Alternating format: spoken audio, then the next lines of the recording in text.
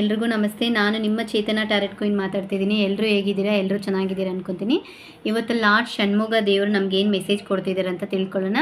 Card ಜೊತೆ energy connect ಆಗೋಕ್ಕೆ ಓಂ ಷಣ್ಮುಗ ಅಂತ ಟೈಪ್ ಮಾಡಿ. ಇವತ್ತು ಅವರು ನಿಮ್ಗೆ ಏನು ಹೇಳೋಕ್ಕೆ ಬರ್ತಿದ್ದಾರೆ ಅಂತ ನೋಡೋಣ.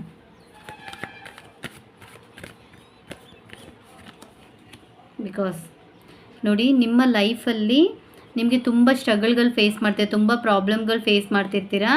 ಆ ಪ್ರಾಬ್ಲಮಲ್ಲಿ ಏನು ಮಾಡಬೇಕು ಅಂತ ನಿಮಗೆ ಗೊತ್ತಾಗ್ತಿಲ್ಲ. ಈ ಟೈಮಲ್ಲಿ ನೀವು ಹೋಗೋ ಅಂಥ ದಾರಿನಲ್ಲಿ ಸ್ಟ್ರಾಂಗಾಗಿ ಬಿಲೀವ್ ಮಾಡಿ.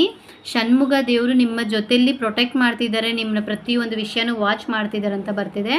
ಅವರು ನಿಮಗಾಗಿರೋ ಒಳ್ಳೆ ದಾರಿನಲ್ಲಿ ಕರ್ಕೊಂಡೋಗಿ ಬಿಡ್ತಾರೆ ಅಂತ ಬರ್ತಿದೆ.